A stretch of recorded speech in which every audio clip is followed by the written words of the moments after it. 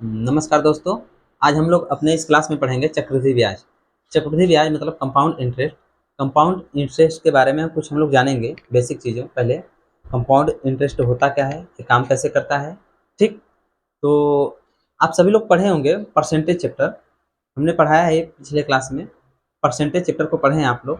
तो परसेंटेज में एक शब्द आया था सक्सेसर या फिर सक्सेसिव। ठीक, सक्सेसिव को हम लोग समझते हैं, वहीं से इसका व्युत्पत्ति हुआ है। सक्सेसिव से हमें मिल रहा है क्या, कंपाउंड इंटरेस्ट। ठीक, तो देखिए पहले हम लोग समझते हैं सक्सेसिव क्या होता है।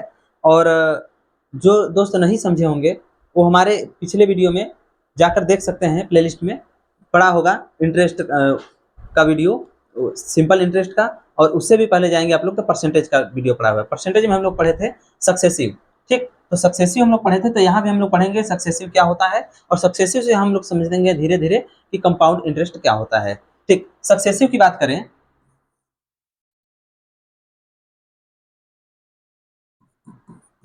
सक्सेसिव को अगर बात करें हिंदी में,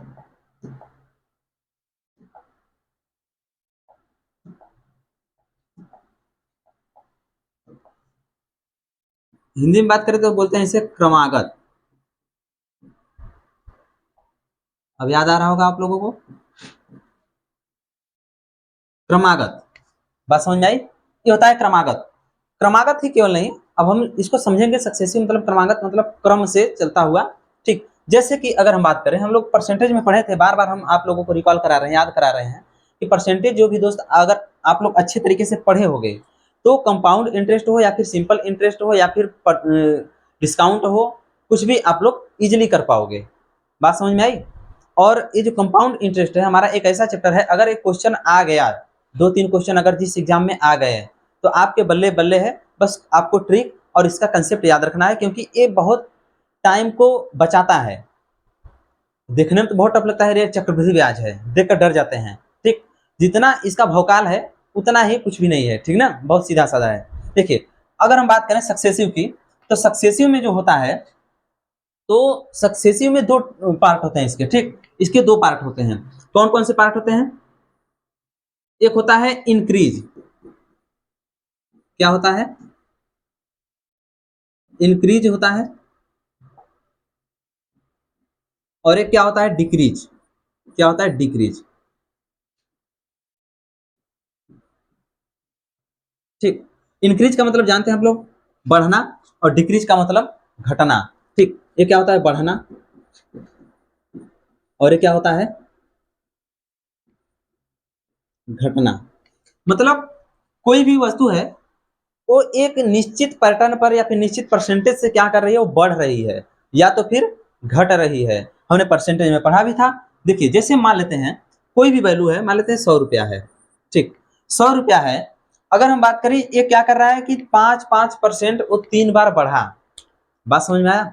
5-5% 3 बार बढ़ा और तब वो फाइनली जाकर कितना हो गया।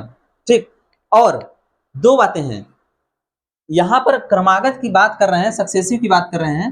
तो एक होता है, अगर हम बात करें कोई भी वैल्यू बढ़ती है, दो तरीके से बढ़ती है। या फिर अगर हम कहीं दुकान पर जाएं, कुछ चीज लेना है, हमें कोई डिस्काउंट पर दे रहा है। एक दुकान पर गए हम लोग, वो बोला कि भैया ये देखिए 100 रुपये का सामान है, तो हम आपको 3 छूट देंगे। क्या देंगे?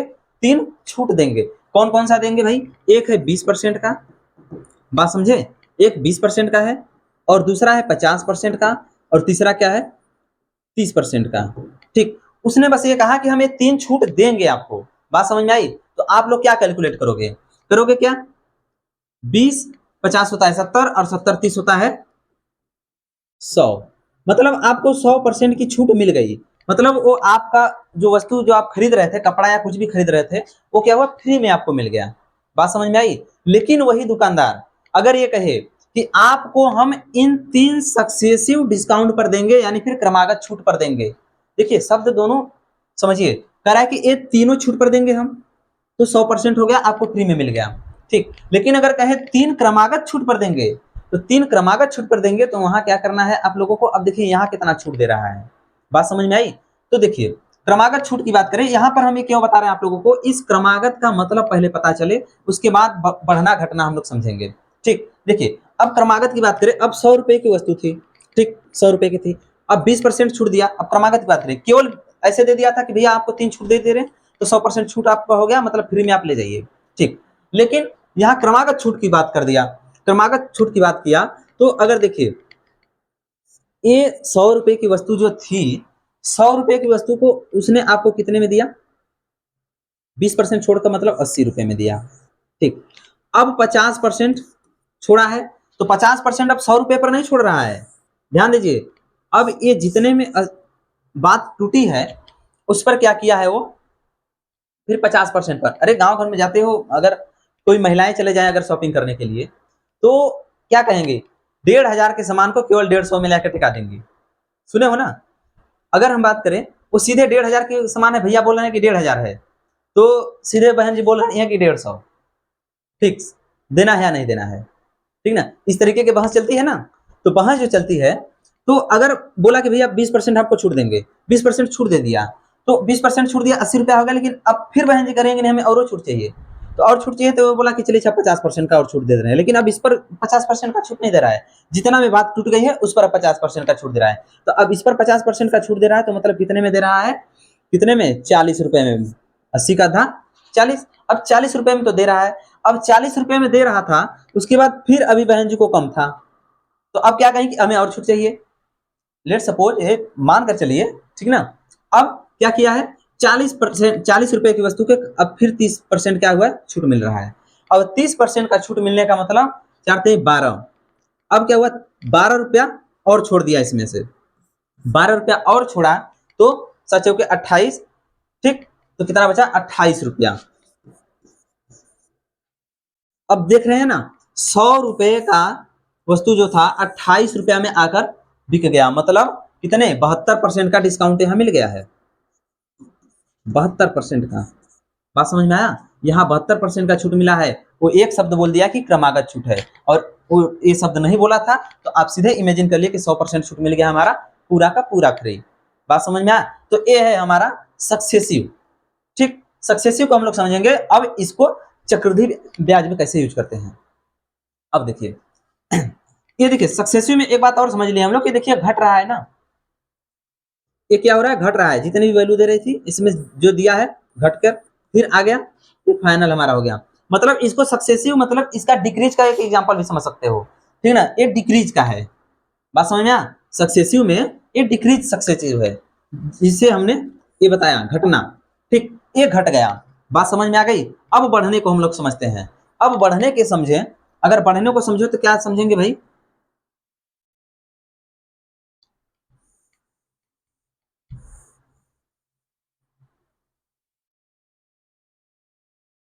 अब इंक्रीज को अगर समझे, तो इंक्रीज में क्या होता है कि कोई भी वस्तु दी होती है, जैसे देखिए हमने बताया डिक्रीज में कोई वस्तु फाइनल अगर घट कर आ गई, यानी छूट मिल गया, उसके बाद उस पर छूट मिल रहा है, मतलब जो छूट मिला है, छूट मिलकर जो वस्तु मिली है उस पर फिर से दोबारा छूट मिल रहा है, फिर दोबारा जो छूट मिला उस पर मिल रहा है। तो ऐसे बढ़ने पर भी समझिए, बढ़ने पर अगर हम बात करें, कोई 100 रुपए की वस्तु है, ठीक, 100 रुपए की वस्तु है, ठीक। अब इस पे 10% क्या किया गया, बढ़ाया गया, ठीक, 10% बढ़ाया गया, तो मिल गया कितना में, 110 में, ठीक, 110 में मिला।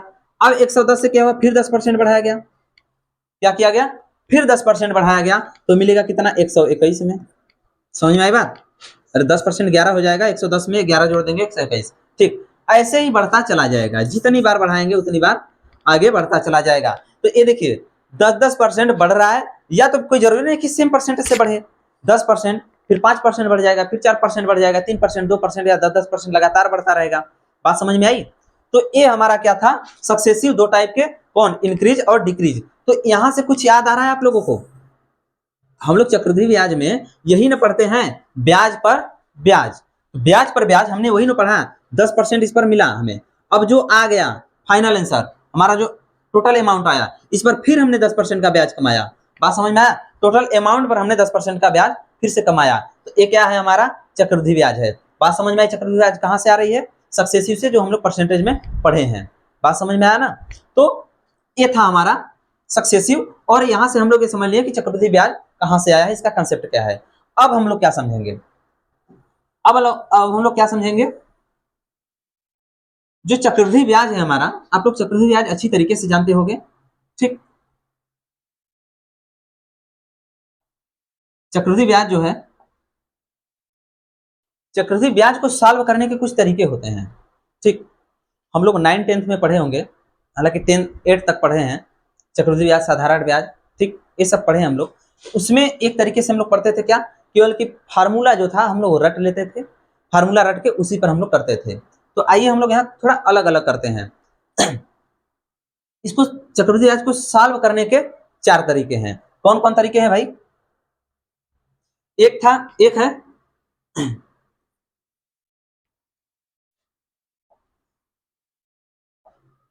है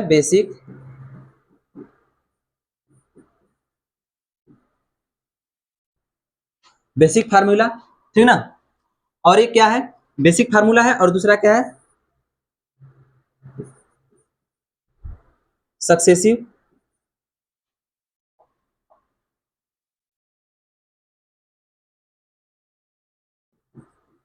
एक है सक्सेसिव मेथड, ठीक। और एक क्या है, सक्सेसिव मेथड एक है, और एक बेसिक फार्मूला है, और एक क्या है, ट्री मेथड। क्या है? ट्री मेथड है, ठीक। और एक क्या है, रेशियो मेथड।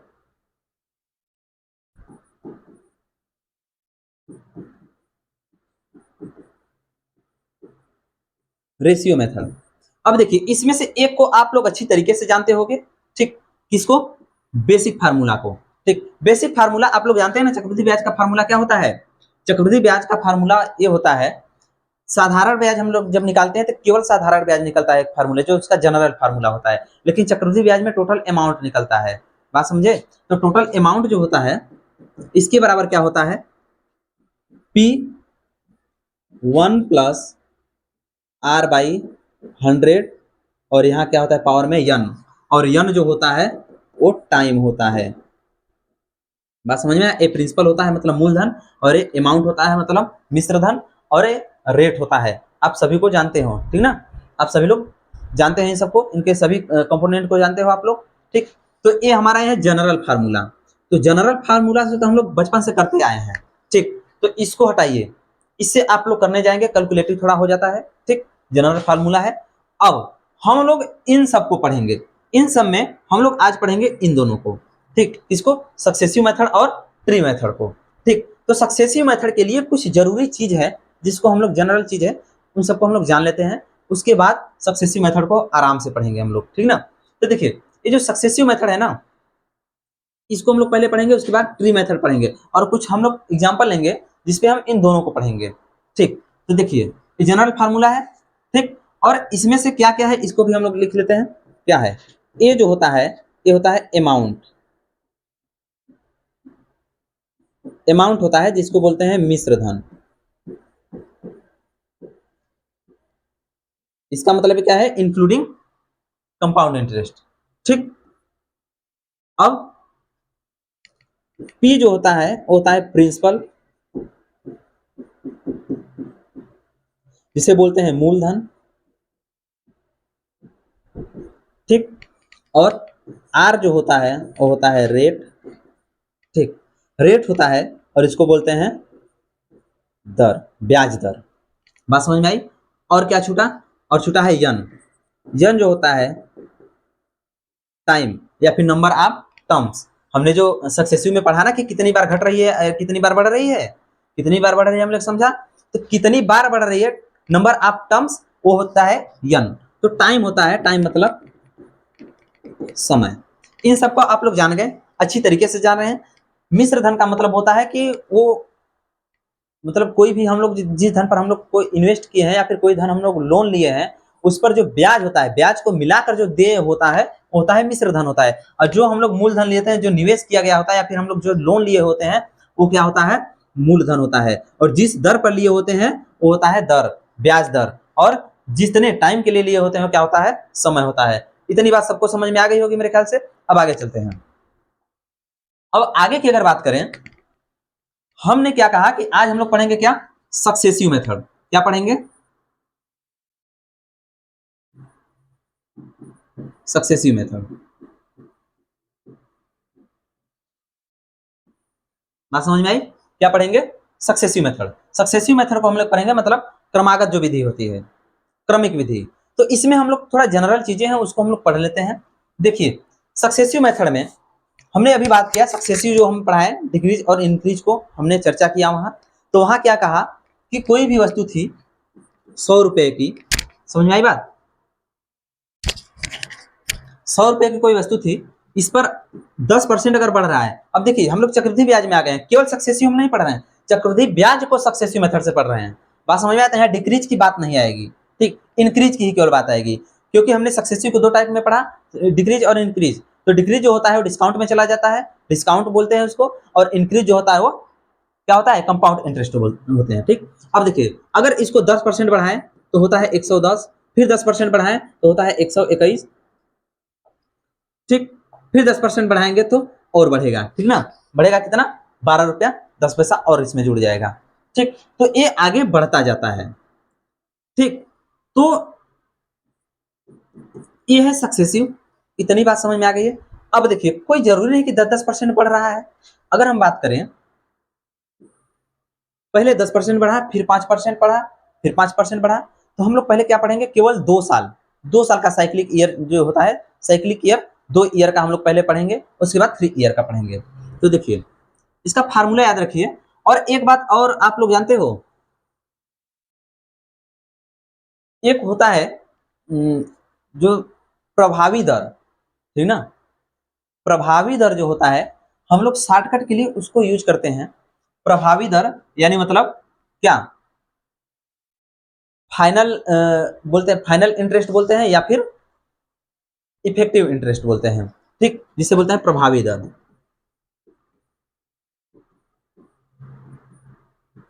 तो हम लोग सक्सेसिव मेथड में हम जो पढ़ेंगे तो इस प्रभावी दर को पहले लाएंगे। बात समझ में आया? और इसमें हम लोग समझते हैं कि प्रभावी दर होता क्या है। धीरे धीरे बातें समझ में आएंगे, एकदम आराम से समझिए, कोई हड़बड़ाहट नहीं है, ठीक ना?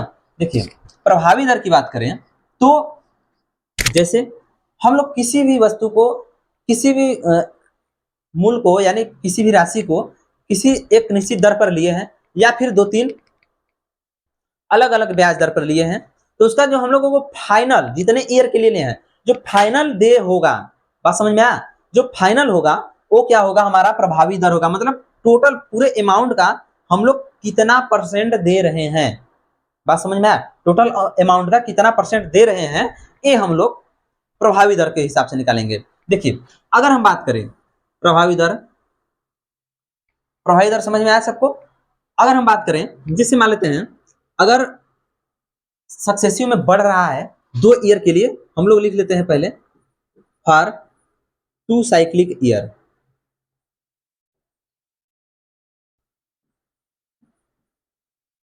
ठीक। 2 साइक्लिक ईयर के लिए क्या करेंगे हम लोग? ये जो प्रभावी दर होता है, इफेक्टिव इंटरेस्ट जो होता है, ठीक, इफेक्टिव इंटरेस्ट मतलब प्रभावी दर जो होता है, वो क्या होता है? ए लिखेंगे। 2 साल के लिए अगर है तो पहले साल अगर ए लग रहा है, ए परसेंट के हिसाब से बढ़ रहा है, और दूसरे साल बी परसेंट के हिसाब से बढ़ रहा है, तो इफेक्टिव दर हो जाएगा इतना परसेंट। इसको अभी हम लोग समझेंगे, डिटेल से चर्चा करेंगे। बात समझ में आया? इसको हमने परसेंटेज में भी बताया है, परसेंटेज चैप्टर आप लोग बढ़िया से पढ़े होंगे, तो इसको एकदम पढ़ लेंगे। अब अगर मान लेते हैं चक्रवृद्धि ब्याज में अधिक से अधिक तो मिलता है, अधिक क्या, लगभग क्या मिलता है? सेम परसेंट से हर साल बढ़ेगा, ठीक। 2 साल का हो या 3 साल का हो, 4 साल का हो, सेम परसेंट से बढ़ेगा, सेम परसेंट से बढ़ेगा। तो ए मतलब यहां हम लोग ले लेंगे ए बराबर बी, मतलब ए बी दोनों बराबर होगा, पहले साल जितना बढ़ रहा है उतना दूसरे साल बढ़ रहा है। तो इसमें अगर रखेंगे तो क्या मिलेगा हमें? 2a, ए बी दोनों है तो बी बी के टर्म में रखें या फिर ए के टर्म में रखें, तो क्या मिलेगा? A² 100। ये हमारा है सक्सेसिव मेथड। इस बात को याद रखिएगा आप लोग, इससे प्रभावी दर निकलता है। अब इस पर थोड़ा सा एग्जाम्पल ले लिया जाए। एग्जाम्पल लेने की बात करें अगर, तो अगर जैसे मान लेते हैं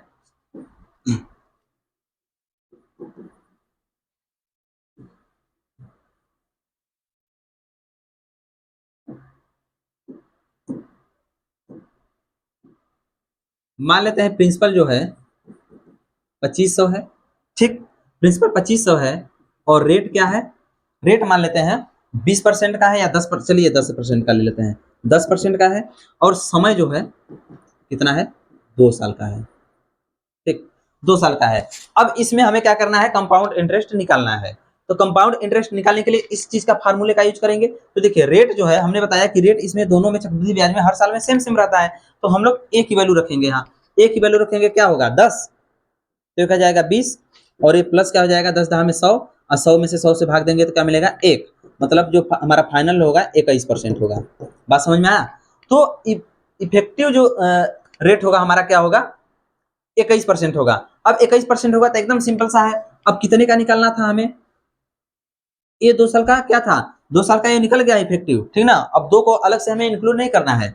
अब देखिए 2500 है और 21% है, ठीक, 21% है। तो अब यही हमारा 2500 का सिंपल सॉरी कंपाउंड इंटरेस्ट कितना हो जाएगा, इसी को हम लोग मल्टीप्लाई कर देते हैं तो हमारा हो जाएगा कंपाउंड इंटरेस्ट। ठीक, कंपाउंड इंटरेस्ट हो जाएगा, मतलब 0 से 0 कट गया, और 21 मतलब कितना हो जाएगा 525,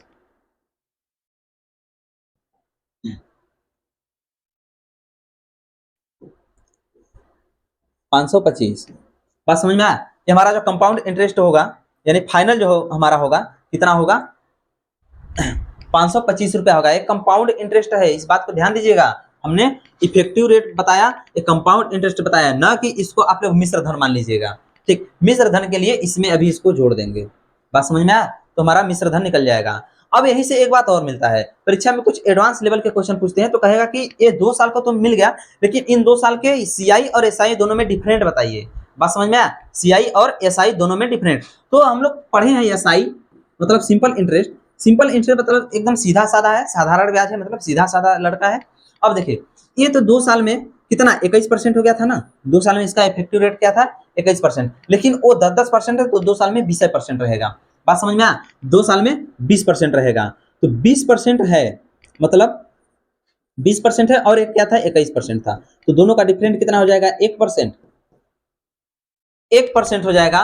और 1% का मतलब कि अब किसका 1% था, मूलधन का, तो मतलब 25 रुपया, दोनों का डिफरेंट क्या है 25 रुपया है। अगर ऐसे ना विश्वास हो तो आप लोग क्या करेंगे, 10% के रेट से पी आर टी वाला फार्मूला लगा लीजिए, पी आर टी, ठीक, बाई 100, ठीक, प्रिंसिपल क्या था 2500, रेट क्या था 10%, और समय क्या था 2 साल, ठीक। और उसके बाद इसको निकालिए, देखिए क्या मिलेगा, ये मिलेगा ऐसा 250, 250 दूना 500, देखिए कितना रेट मिला, ये साई मिला 500 और सी आई मिला था कितना 525, डिफरेंट मिला ना 25 का। बात समझ में आया, तो यहां से ये भी हम लोग निकाल लेंगे, जो भी चाहिए हम लोग निकाल लेंगे। बात समझ में आई। ये था हमारा क्या सक्सेसिव, लेकिन सक्सेसिव में कौन सा 2 ईयर साइक्लिक ईयर वाला है, ठीक ना, 2 साइक्लिक ईयर वाला है। अब 3 साइक्लिक ईयर वाला आ जाए तो क्या करेंगे, इसके लिए देखिए 2 साइक्लिक ईयर के लिए ये फार्मूला को आप लोग नोट रखिएगा, ठीक ना, इस फार्मूले को यूज रखिए, नोट रखिएगा। क्यों, क्योंकि ये देखिए चक्रवृद्धि ब्याज में मैंने बताया कि एकदम सभी ईयर में क्या होता है सेम रेट चलता है, तो सेम रेट के लिए ये वाला फार्मूला होगा। अगर सेम रेट नहीं है तो सेम रेट नहीं है तो ये आता है, आप लोग अगर परसेंटेज पढ़ेंगे तो वहां पर इस टाइप के क्वेश्चन पूछते हैं, डिक्रीज सक्सेसिव में, इंक्रीज और डिक्रीज में, ठीक। तो ये बात समझ में आ गई, ये फार्मूला याद रखिएगा। लेकिन अगर 3 साइक्लिक ईयर के लिए हो जाए तो क्या करेंगे हम लोग, चलिए वहां भी देख लेते हैं 3 साइक्लिक ईयर के लिए।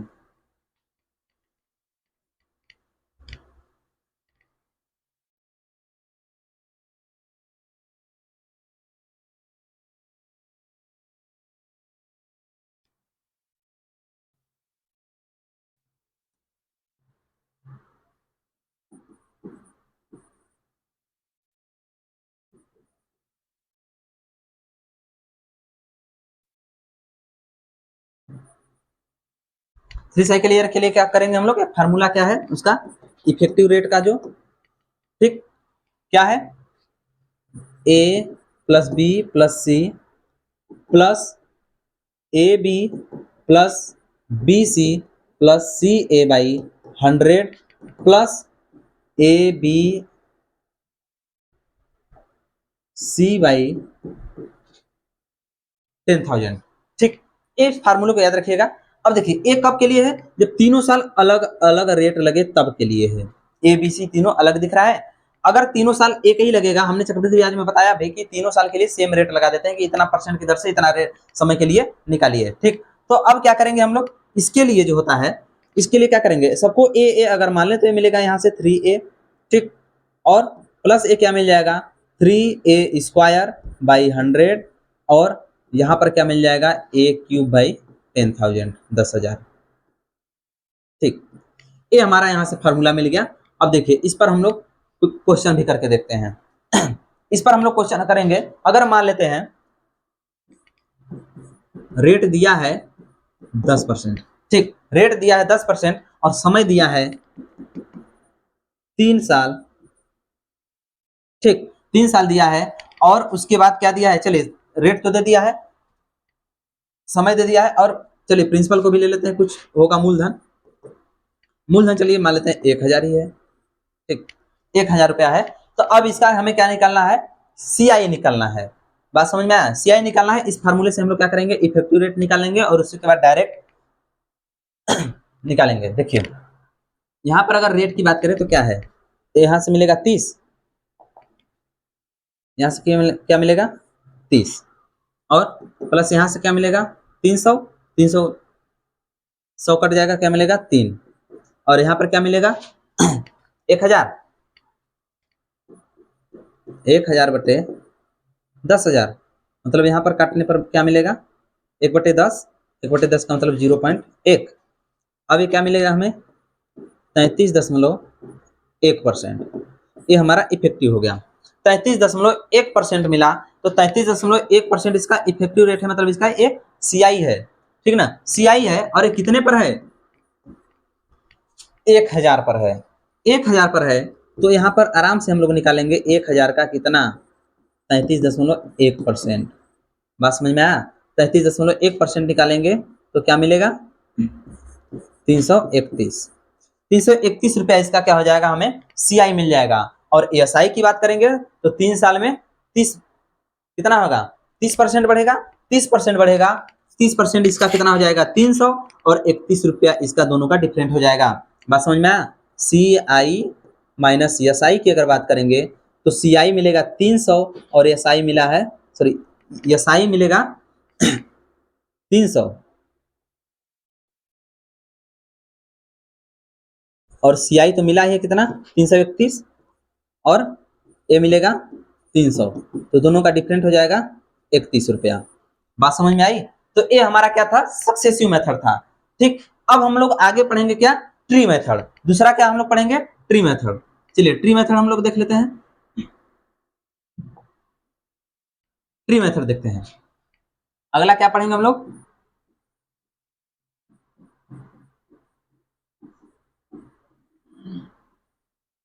ट्री मेथड, ठीक ना। ट्री मेथड में हम लोग क्या पढ़ेंगे देखिए जैसे कि हम बात करें ट्री मेथड, मेरे ख्याल से सबसे अच्छा है, और जो जो हमें चाहिए होता है वहां पर मिल जाता है, एकदम इजीली मिल जाता है, हमें ज्यादा कैलकुलेशन की जरूरत नहीं पड़ती, वहां जो हमें चाहिए होता है वो मिल जाता है एकदम। ट्री मेथड में देखिए जैसे मान लेते हैं, मान लीजिए आज कोई क्वेश्चन हम लोग लेते हैं, कोई क्वेश्चन लेते हैं, मान लेते हैं कि रेट हमारा है कितना है, इसको हम लोग क्वेश्चन के थ्रू पढ़ेंगे। रेट कितना है 10% है, बात समझ में आई। और टाइम कितना है, टाइम मान लीजिए 2 साल का है, टाइम है 2 साल। और उसके बाद अगर हम बात करें CI, चलिए डायरेक्ट कितना, चलिए CI कितना है, चलिए मान लेते हैं CI ना मान के पहले हम लोग सिंपल से चलते हैं, प्रिंसिपल ही मान लेते हैं पहले, प्रिंसिपल चलिए मान लेते हैं 500 है, ठीक।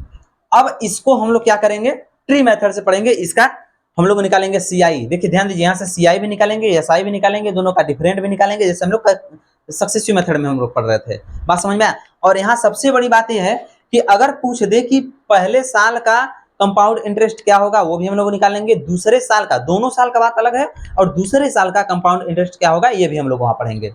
बात समझ में आया, इसलिए ये सबसे अच्छा मेथड है, ठीक। देखिए हम लोग पहले क्या करते हैं, इस परसेंटेज को उठाते हैं, परसेंटेज को उठाएंगे और इसको हम बदल देंगे फ्रैक्शन में, फ्रैक्शन में बदलेंगे तो क्या मिलेगा 1/10। अब देखिए अब हम लोग दूसरे स्टेप में क्या पकड़ेंगे, टाइम को। ध्यान से समझिए, एकदम मस्त है, एक दो क्वेश्चन आप लोग करेंगे आसानी से हो जाएगा। देखिए अब हम लोग क्या पकड़ेंगे, टाइम को पकड़ेंगे। टाइम को अगर पकड़ेंगे तो यहाँ पर हमें क्या मिलेगा, टाइम को पकड़ेंगे क्यों, क्योंकि इसका हमें करना है स्क्वायर। अगर 3 ईयर होता तो क्यूब कर देते, 4 ईयर होता तो फोर्थ कर देते, ठीक। तो इसको अगर हम करेंगे तो क्या मिलेगा, 100। बात ध्यान से समझिए, ये हमारा हो गया प्रिंसिपल, ठीक। ये हमारा प्रिंसिपल हो गया। देखिए यहाँ पर है प्रिंसिपल 500, बात ध्यान से समझिए, यहाँ पर है कितना, 500 है, लेकिन हमने क्या माना, इसके हिसाब से 100 यूनिट हुआ, ठीक। अब देखिए, अब यहाँ से हम लोग 2 साल के लिए, तो दोनों साल में क्या करेंगे, 10% है, 1/10 हो जाएगा। यहाँ पर 10 रुपया पहले साल के लिए मिला, और दूसरे साल के लिए कितना मिलेगा, 10 रुपया, 1/10। तो ये देखिए क्या था, सिंपल इंटरेस्ट दोनों साल के लिए मिल गया, ठीक। अगर हम कंपाउंड इंटरेस्ट की बात करें, देखिए कंपाउंड इंटरेस्ट क्या होता है, ब्याज पर ब्याज होता है। तो ब्याज पर ब्याज का मतलब कि अगर नॉर्मली हम अगर बात करें 100 रुपया का, दोनों साल के लिए 10-10 रुपया हो गया, सिंपल इंटरेस्ट। लेकिन अब क्या हुआ, इस 10 रुपए का भी यहाँ ब्याज लगा, 10 रुपए का ब्याज लगा, मतलब 10%, कितना, 1 रुपया।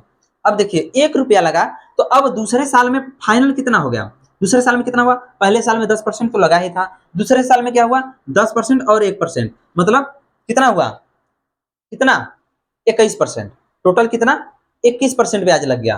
बात समझ में आया, 21% ब्याज लगा, ये होगा चक्रवृद्धि ब्याज। यहाँ से देखिए, यहाँ से अगर जितना भी पार्ट ये होता है, ये क्या होता है, चक्रवृद्धि ब्याज होता है, ठीक। अगर इसको छोड़ दें, केवल इन्हीं दोनों को लें, तो क्या मिलता है, ये साधारण ब्याज मिलता है। इस बात को जितना आसानी से समझेंगे उतना आसानी से समझ में आएगा, ज्यादा कॉम्प्लिकेटेड नहीं है, दिमाग इधर उधर लगाएंगे तो सब गड़बड़ हो जाएगा। देखिए टोटल कितना हुआ, 10, 10, 20 और 21%।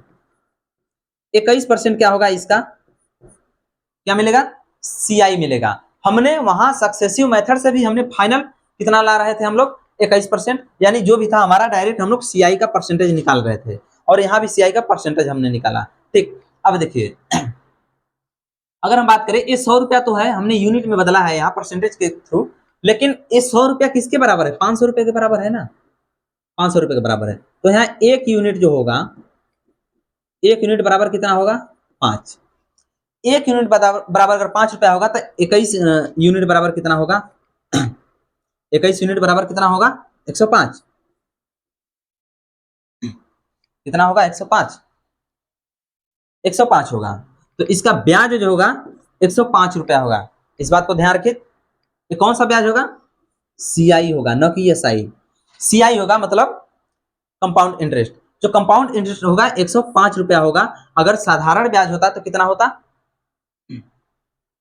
साधारण ब्याज होता तो 10, 10, 20, 20 पंचे 100 रुपया, ठीक। बात समझ में आई, कितना होता, 100 रुपया होता, और यहाँ पर कितना है, 105 रुपया, और दोनों का डिफरेंट अगर निकाले तो 5 रुपया। अब देखिए यहाँ से भी समझिए, अगर हमें चक्रवृद्धि ब्याज निकालना है, तो इस ब्याज को, इस ब्याज को और इस ब्याज को, तीनों को जोड़ देंगे, ये हमारा चक्रवृद्धि ब्याज निकल गया। साधारण ब्याज की बात करें तो पहली लाइन वाले को ही जोड़ेंगे, 10, 20, 10, 10, 20 हो गया, ठीक। 20% हो गया, 20% किसका, 500 का, ठीक। समझ में आई बात।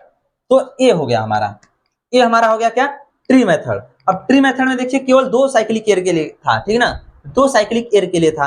अब 3 साइक्लिक ईयर की बात करें तो 3 साइक्लिक ईयर के लिए हम लोग एक ले लेते हैं क्वेश्चन। इसमें आप लोग चाहे तो बहुत क्वेश्चन लेकर आप लोग आराम से कर सकते हैं। देखिए 3 साइक्लिक ईयर के लिए लेते हैं, अगर 3 साइक्लिक ईयर के लिए लेते हैं तो देखिए, या फिर 2 साइक्लिक ईयर में क्वेश्चन और कर लेते हैं, एक मिसिंग कर देते हैं, वहां प्रिंसिपल था, यहाँ पर हटा देते हैं, मूलधन को हटा देते हैं। हमें मूलधन ज्ञात करना है, और उसके बाद दिया क्या है, रेट दिया है 20%, ठीक। और उसके बाद टाइम दिया है 2 साल, ठीक, 2 साल दिया है। और उसके बाद और क्या बचा, और जो बचा है यसाई, यसाई जो है 1240 रुपया दिया है। बात समझ में आई, 1240 रुपया इतना दिया हुआ है। और पूछ क्या रहा है, मूलधन, मूलधन पूछ रहा है, मूलधन पूछ रहा है, तो मूलधन निकालेंगे। तो यहाँ से हम लोग क्या निकालेंगे, अमाउंट भी निकाल सकते हैं, मिश्र धन भी निकाल सकते हैं, CISI का डिफरेंट भी निकाल सकते हैं। बात समझ में आया। तो और मूलधन और मिश्र धन का रेशियो भी निकाल सकते हैं, बहुत चीजें निकाल सकते हैं हम लोग।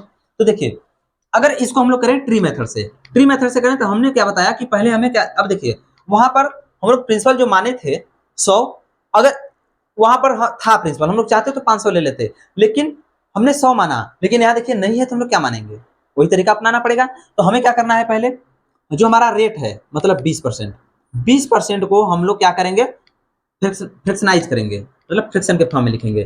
फ्रिक्शन के फॉर्म में लिखेंगे तो मिलता है क्या, 1/5। इतना तो सबको आता है, ठीक, 1/5 मिलता है। 1/5 मिलने का मतलब हम लोग क्या करेंगे, नीचे वाले को स्क्वायर करेंगे, अगर 2 साल का है, 3 साल का है तो क्यूब करेंगे, हमने बताया, ठीक। अब क्या करेंगे, स्क्वायर करेंगे तो मिलेगा कितना, 25। 25, ये 25 हमारा मूलधन हो गया। देखिए मूलधन यहाँ नहीं दिया है, मूलधन हमारा 25 हो गया, ठीक, 25 यूनिट है, इस बात को ध्यान दीजिएगा। अब क्या करना है हमें, अब हमें ये करना है कि पहले साल के लिए ब्याज जो होगा 1/5 मतलब 20%, जो भी समझिए 20% है, 1/5 बराबर ही है। तो ये क्या होगा, ये आएगा 5 रुपया। दूसरे साल के लिए कितना होगा, दूसरे साल के लिए भी 5 रुपया ही होगा। अब देखिए क्या करना है, तो सिंपल इंटरेस्ट हो गया ना, साधारण ब्याज पहले साल के लिए, दूसरे साल के लिए। चक्रवृद्धि ब्याज के लिए होता है क्या, ब्याज है, ये तो ब्याज है ना, इस ब्याज पर भी ब्याज लग गया पहले साल के, दूसरे साल का ब्याज है तो उस पर अभी क्या लगेगा भाई, अगर तीसरा साल में कोई जाएगा तब तो दूसरे साल वाले पर लगेगा। पहले साल ये मिला है हमें, तो इस पर तो ब्याज लगेगा, क्योंकि अब दूसरे साल में लोग पहुंच गए, तीसरे साल में पहुंचेंगे तो इस पर भी ब्याज लग जाएगा। बात समझ में आई। देखिए अब इस पर ब्याज लगेगा, रेट तो ही रहेगा ना 20%, 20% मतलब 1 रुपया। अब ध्यान दीजिए, टोटल ब्याज को अगर काउंट करेंगे तो कितना मिलेगा, 5 5 10 1 11, 10 1 11, मतलब 11% जो हमारा क्या होगा, 11% जो होगा ये हमारा सीआई होगा। क्या होगा, सीआई, कंपाउंड इंटरेस्ट क्या होगा, 11% होगा, ठीक। ये 11% हो गया, लेकिन सीआई हमारा कितना दिया है, 1240, 1240 दिया है। तो 1240 दिया तो हम लोग क्या करेंगे, 1240 दिया है,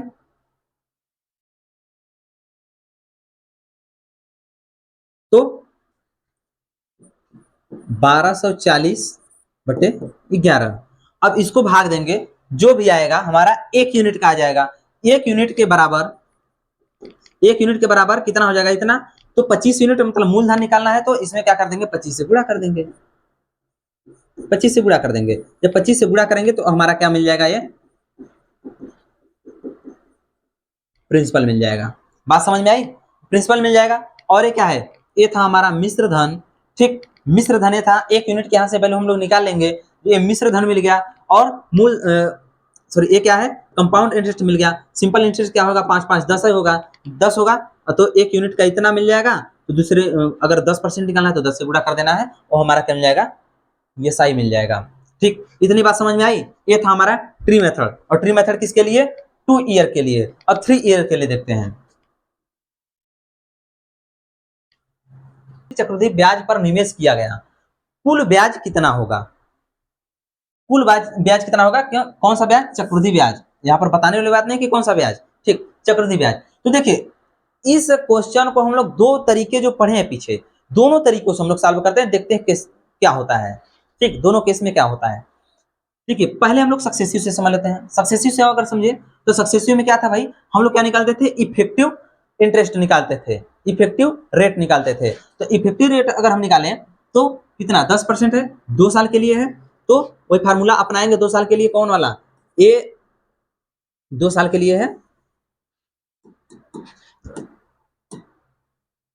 2 साल के लिए तो क्या मिलेगा, 2a+a² 100, यही है, समझे बात। अब 10% है मतलब 20, प्लस ये क्या हो जाएगा, 10 10 में 100, 1 बचेगा मतलब 21%, ठीक।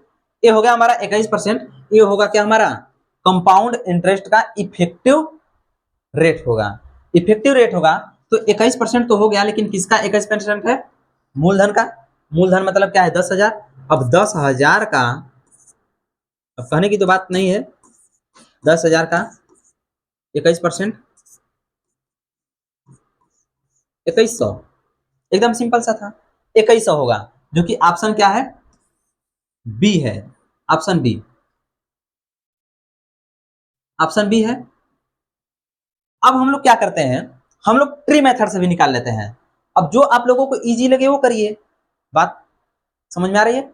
जो आप लोगों को इजी लगे वो करिए। ठीक, ये हो गया हमारा क्या सक्सेसिव मेथड, इस बात को नोट कर लीजिएगा।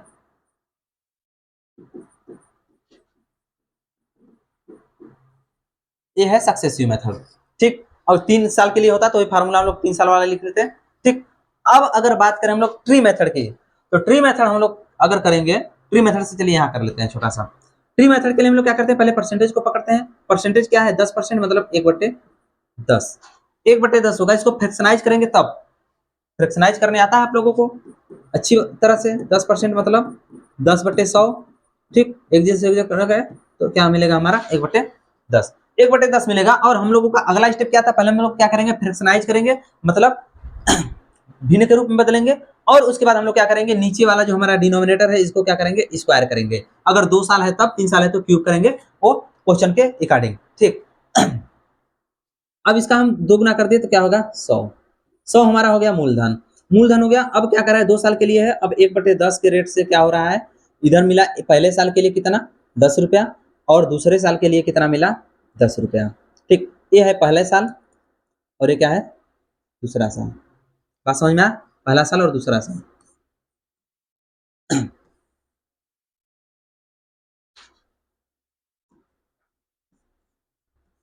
पहला साल दूसरा साल। ठीक, अब क्या है, हमने कहा ये देखिए साधारण ब्याज है। बात समझ में आया, यह साधारण ब्याज है। लेकिन अगर बात करें दोनों साल के लिए तो अब ब्याज पर भी ब्याज लगेगा। तो ट्री मेथड से हम लोग क्या करेंगे, इसका 10% मतलब 1/10, ये क्या हो जाएगा, 1 हो जाएगा। अब देखिए इसका जो चक्रवृद्धि ब्याज होगा, मतलब कंपाउंड इंटरेस्ट होगा, 10, 10, 20 और 21%, मतलब 21% होगा। ठीक, अब 21% होगा और ये यहाँ दिया हुआ है और इसी का 21% निकालना है। 21% निकालने का मतलब क्या हो जाएगा, 10,000 का 2100 हो जाएगा। ये तो कोई कहने वाली बात है नहीं। तो 10,000 का क्या हो जाएगा, 10,000 का